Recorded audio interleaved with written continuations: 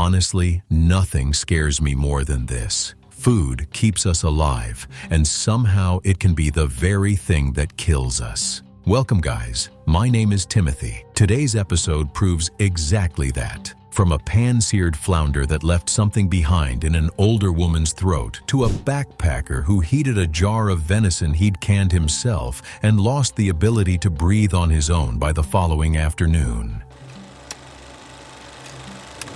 It was February 17th, 2018. Savannah, Georgia in mid-February is that in-between kind of weather. Mild enough during the day, cooling down into the low 50s degrees Fahrenheit at night, the kind of conditions where people actually feel like going out. Willa Sombert was 71, born and raised in Savannah, spent 34 years teaching middle school English, and had been living alone in the same house since her husband passed a few years back. Sharp, independent, mild hypertension managed with medication. Nothing that would make anyone worry about her.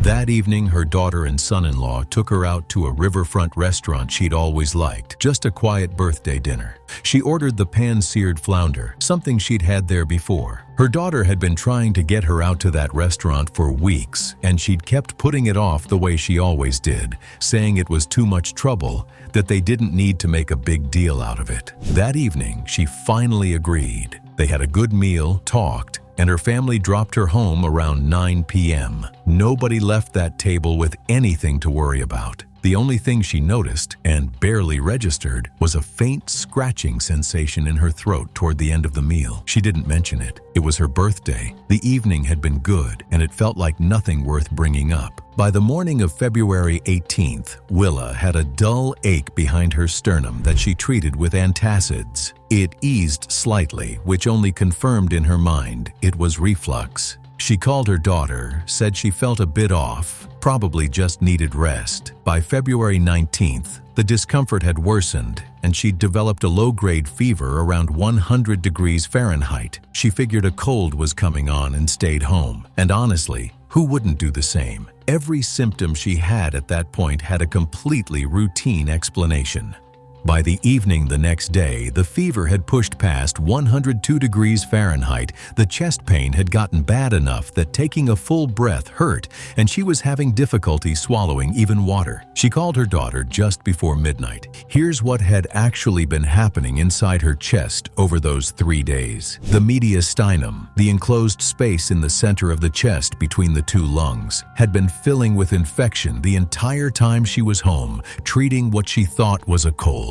It's one of the worst places in the body for that to happen, spreading fast through a confined space that sits right up against structures you cannot afford to lose. By the time she made that call, it had likely been going on for close to 2 days already. Given her age and how far the infection had progressed, surgery carried more risk than benefit. Aggressive antibiotic treatment was started immediately, but her condition kept declining through February 21st. The infection spreading faster than treatment could contain it. Septic shock set in as her cardiovascular system lost the ability to keep up. Sadly, Willa died on February 22nd, 5 days after her birthday dinner. Post-mortem confirmed septic shock secondary to mediastinitis from esophageal perforation. A fishbone fragment measuring approximately 14 millimeters was recovered from the perforation site. Contributing factors included her age, the thinning of esophageal tissue, and the delay in seeking care. The restaurant was reviewed and came back clean. The bone was a naturally occurring fragment in the fillet, undetected during preparation. The case was ruled accidental. There's something particularly cruel about dying in the days right after your own birthday. This next one genuinely made me think twice about where my food actually comes from. A woman had a home-cooked dinner and walked away with something already eating through her from the inside. It was June 3rd, 2017. Pilsen, on Chicago's Lower West Side, is the kind of neighborhood that feels genuinely lived in.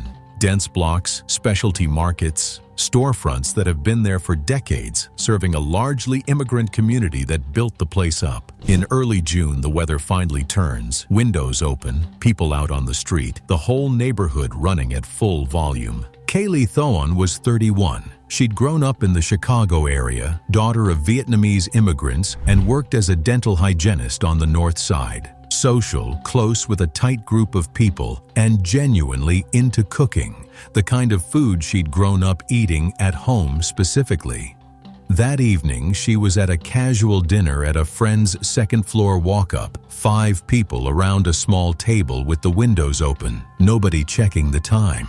The kind of dinner where the food is the whole point. The host had picked up freshwater crab that morning from a specialty import market a few blocks away and spent most of the day making a traditional Vietnamese crab soup the way her family always had. Kaylee ate a full portion without hesitation. She'd grown up eating dishes like this her whole life. I mean, we all have that one thing we grew up eating that we'd never in a million years think could hurt us, right? Freshwater crab is the base of bun rio, a slow-cooked soup built around crab paste and tomato that takes most of the day to develop. The crab is processed by hand, the paste worked into the broth over low heat, the kind of dish you make when the occasion means something. What wasn't known that evening was that the batch from the import market had never been inspected and the crab hadn't reached the internal temperatures needed to kill parasitic larvae. It looked right, smelled right, tasted exactly like what Kaylee had eaten her whole life. There was no way to know. Kaylee felt completely fine for the first several days after the dinner. By June 9th, she started getting intermittent sharp pains along her lower back and left leg. She figured she'd pulled something at work, maybe from the repetitive positioning that comes with leaning over patients all day. By June 14th, the pain had gotten significantly worse, and she'd developed noticeable weakness in her left leg. A general practitioner suspected a herniated disc and recommended rest and anti-inflammatories, which made complete sense given her job. By June 17th, she'd lost most motor function in her left leg and was having severe headaches. She was admitted that evening. Imaging told a completely different story. Hemorrhagic lesions along her spinal cord, early intracranial involvement. Something had entered the spinal canal and was migrating upward toward the brainstem. Gnathostoma larvae in the central nervous system don't settle somewhere and stay put. They keep moving through tissue continuously, leaving bleeding tracks along every path they cut through. That's what hemorrhagic meningitis looks like in this context. By June 18th, Kaylee had lost all motor function below the waist. By June 20th, the bleeding had reached the brainstem. She lost consciousness that afternoon and never came back from it. Kaylee died the next day, 18 days after that dinner. Cause of death was confirmed as hemorrhagic meningoencephalitis, secondary to cerebral gnathostomiasis. Post-mortem identified larval migration tracks throughout the spinal cord and brainstem tissue. The freshwater crab was traced to the import market and back to a Southeast Asian supplier. Larvae were identified in a remaining portion of the same batch. The other 4 people at that dinner either ate smaller portions or had theirs more thoroughly cooked, and none of them developed symptoms. The import market was flagged for sourcing uninspected freshwater crustacean product. The case was ruled accidental. Something microscopic in a single meal took Kaylee from back pain to brain death in 15 days. Next, I'm looking at a case that made me inspect every single thing in my kitchen. A man made his usual morning smoothie and had no idea something in that blender was about to tear through him from the inside. It was March 7th, 2017. Portland, Oregon in early March is the kind of gray that just doesn't quit. Overcast for weeks straight. Damp cold that gets into the walls of older houses and stays there. The East Side neighborhoods are packed with craftsman bungalows full of working professionals who take their morning routines seriously. Dave Rick was 43. Project manager at a mid-sized architecture firm, the kind of guy who ran his life on a tight schedule. He worked out 3 times a week, watched what he ate, and made a smoothie every single morning. Same ingredients, same order, same wide-mouth glass jar blender he'd had for years. At some point in the weeks before March 7th, a hairline crack had developed along the base of that jar. Not something you'd catch unless you were holding it up to direct light and specifically looking for it.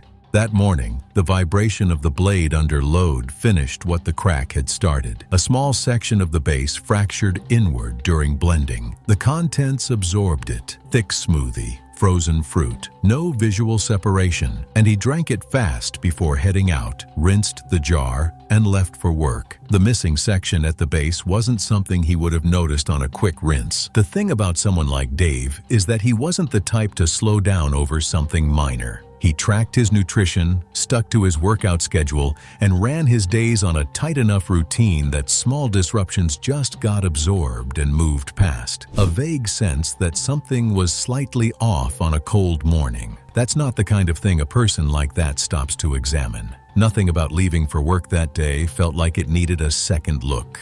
By the time he was halfway through his commute, he'd noticed a faint scratching sensation in his throat that he put down to the cold air. He kept clearing his throat on and off through the morning, the kind of thing you do without really thinking about it. By that evening, the discomfort had shifted into a dull, persistent ache behind his sternum that got worse when he swallowed. He took ibuprofen, went to bed early, figured he was coming down with something. By March 9th, the pain had gotten bad enough that he called in sick. He was barely eating, drinking carefully. He had no idea what had actually happened 2 days before. What was going on inside him was a slow esophageal perforation. The fragment had lodged in the lower esophageal wall and was working through the tissue with every swallow. The lower esophagus sits just above the diaphragm, and once the wall gives way there, bacteria don't have far to travel. The mediastinum, the chest cavity between the lungs, becomes contaminated almost immediately, and from there the infection can track downward through the diaphragm into the peritoneal cavity surrounding the abdominal organs. It doesn't take long. By March 10th, Dave had a fever of 103 degrees Fahrenheit. His abdomen had become rigid and tender, and the pain had gotten bad enough that he could barely sit upright. A friend who stopped by that evening found him on the couch and called for help. Imaging confirmed esophageal perforation and extensive contamination throughout the mediastinal and peritoneal space. A glass fragment, approximately 9 millimeters in length, was identified at the perforation site in the lower esophageal wall. The peritonitis was already advanced, widespread bacterial contamination with sepsis taking hold. Surgical intervention was attempted, but his condition kept declining through the following day. Septic shock developed on March 11th. Dave died on March 12th, 5 days after that morning smoothie. The fragment recovered was consistent with the blender jar material. The jar had a propagated fracture along the base with a section missing that matched the recovered fragment exactly. Cause of death was confirmed as septic shock, secondary to esophageal perforation and peritonitis. Every symptom in those first 2 days had pointed to something completely ordinary, nothing that would make a person stop and reconsider their morning routine. The manner of death was recorded as accidental. A cracked blender jar and a smoothie he'd made 100 times. That's all it took to kill Dave Rick. The next case I'm covering is a man whose death took nearly 2 weeks to unfold and started the moment he ate a meal that had been sitting in his own home the entire time. It was October 11th, 2015. Caldwell, Ohio is deep Appalachian country. Rolling hills, narrow roads, houses far enough apart that nobody really notices what's going on at the neighbor's place. Mid-October out there means frost in the hollows, gray skies that don't lift, and older homes that run damp in their lower levels because the foundations were never properly sealed, just part of living there. Rafe Munden was 53. He'd lived alone in the same house outside Caldwell for over 2 decades, inherited it from his parents, and had no real plans to go anywhere else. He worked part-time as an equipment mechanic for a local farming operation. Practical, self-sufficient, the kind of man who fixed things himself and spent as little as necessary. He kept a large stock of dry goods in his basement: cornmeal, flour, dried beans, oats, bulk purchases he rotated through slowly.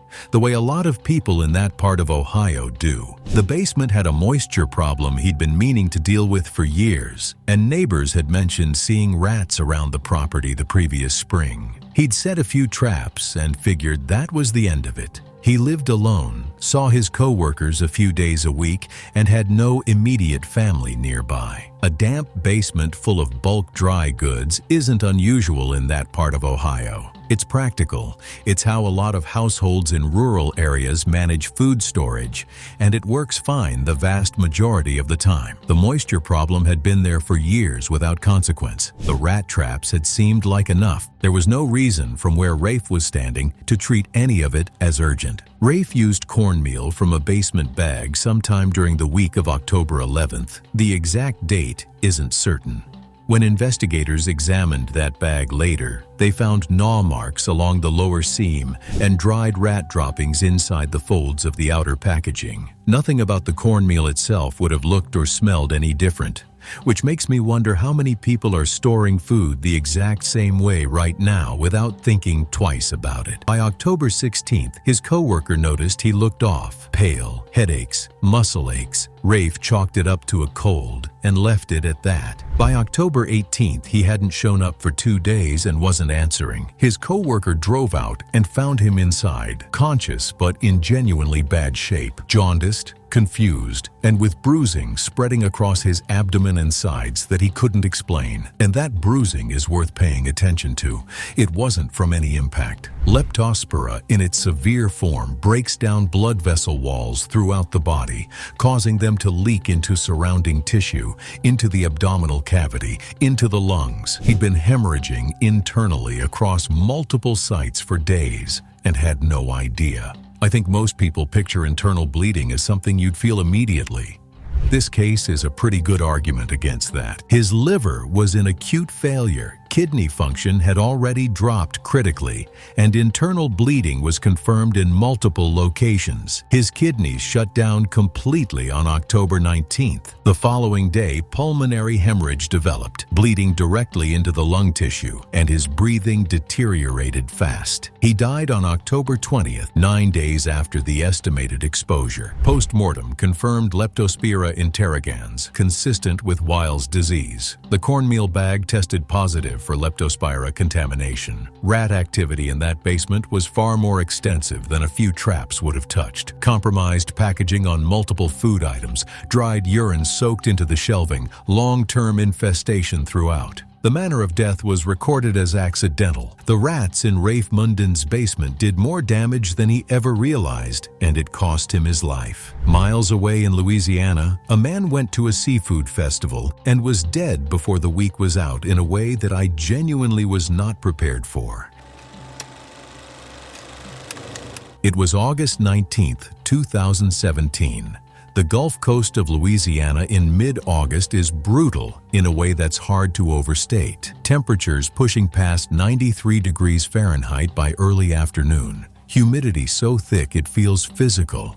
The kind of heat where standing outside for an hour leaves you completely drained. Small coastal towns along that stretch have been running seafood festivals every summer for decades, and they draw a steady crowd, locals mostly, people who've been going to these things their whole lives. Corey Thassel was 61. He'd spent most of his working life as a freight logistics coordinator out of Baton Rouge. Desk job, steady routine, nothing that would make you look twice. By his own measure, he was in reasonable shape for his age. He drank socially, had done so consistently for years, but had never been told anything was wrong and hadn't felt the need to see a doctor in a while. That weekend, he drove out to the festival with 2 co-workers.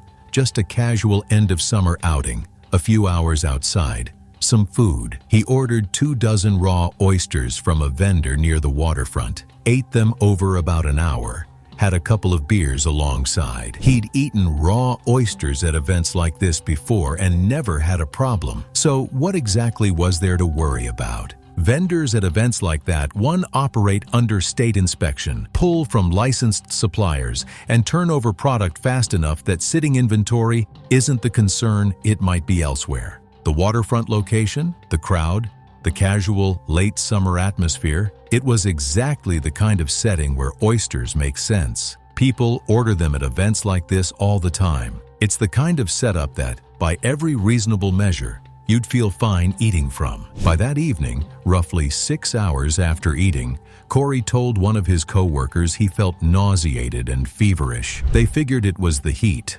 Honestly, a reasonable assumption given the conditions that day, and he drove himself home. By midnight, his fever had climbed to 104 degrees Fahrenheit, and he was vomiting repeatedly. He didn't call for help, assumed it was food poisoning, and expected to feel better by morning. By August 20th, his daughter stopped by to drop something off and found him barely conscious on his bathroom floor. What had been happening inside him overnight is where this case gets genuinely hard to sit with. The bacteria had already crossed from his gut into his bloodstream and was moving through his body in a way it wouldn't in most people. The reason for that only came out later. By the time he was being assessed, the first signs of necrotizing fasciitis were already visible along his left thigh and lower abdomen. I think people hear that term and don't fully picture what it means. The skin on the surface can look relatively normal while the tissue underneath is already dead, and the destruction spreads along the connective layers between muscle and skin faster than it can be surgically removed. Over the next 18 hours, the affected area expanded from his left thigh across his abdomen and toward his chest wall,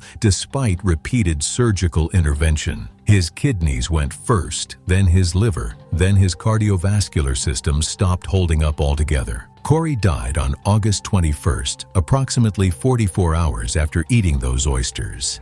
He never regained full consciousness after being found.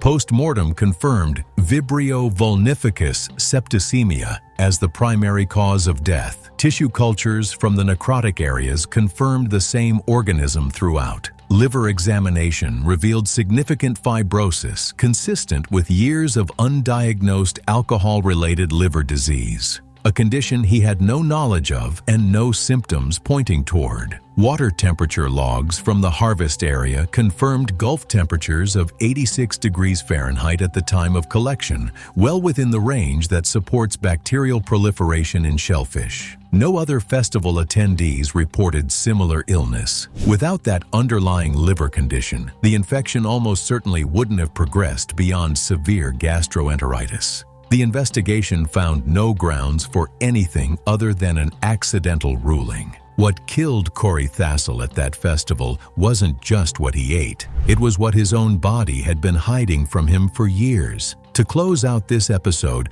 I'm looking at a man who had prepared his food with his own hands that turned on him in the worst possible way.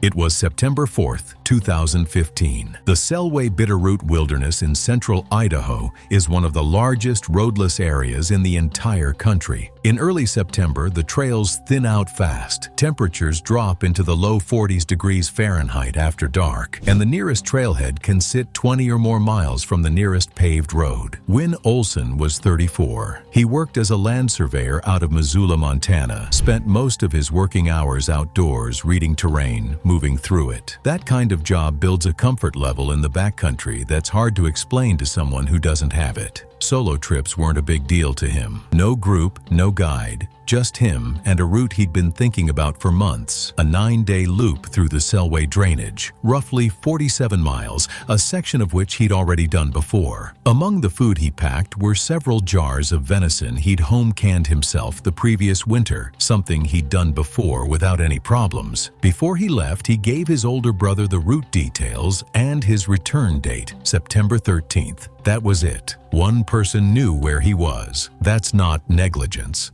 That's standard practice for experienced solo travelers. You leave a route, you leave a return date, and that's considered doing it right. The problem wasn't the plan. The problem was that by September 8th, the margin had already closed. Wynn made camp on the evening of September 6th, near a creek crossing at around 4,800 feet elevation. He heated one of the venison jars over his stove, ate. Nothing seemed off. By the afternoon of September 7th, his trail journal mentioned unusual fatigue and a dull headache. He chalked it up to elevation. That evening, the entries got more specific. Vision slightly off. Swallowing felt strange. He ate very little and made no connection to the food, which honestly makes sense. He'd made that venison himself, eaten it before. Nothing had ever happened. By the morning of September 8th, the paralysis had started moving through him in a way that couldn't be ignored. Botulinum toxin doesn't cause pain the way most people imagine. It just quietly cuts the line between the nervous system and the muscles. Jaw first, then the neck, then the arms. His journal entry that morning was noticeably different. Uneven handwriting, short, fragmented sentences. He wrote that his arms felt heavy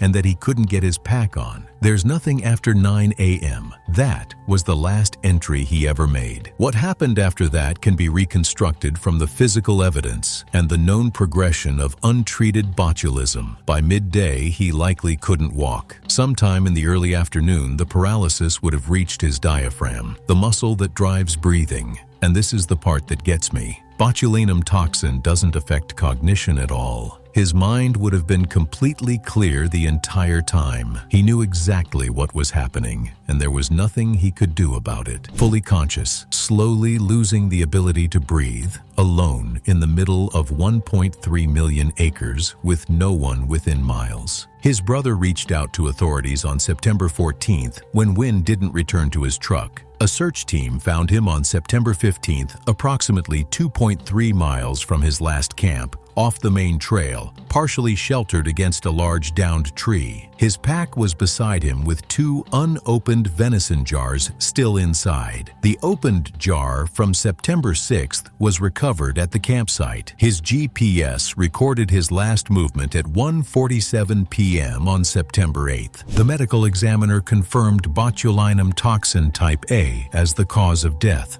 The recovered venison jar tested positive for Clostridium botulinum. No visible spoilage, no swelling, nothing on the outside of that jar that would have told him anything was wrong. Time of death was estimated between 2 p.m. and 6 p.m. on September 8th. He had taken the last of the canning batch with him. Nobody else got sick. The case was ruled accidental.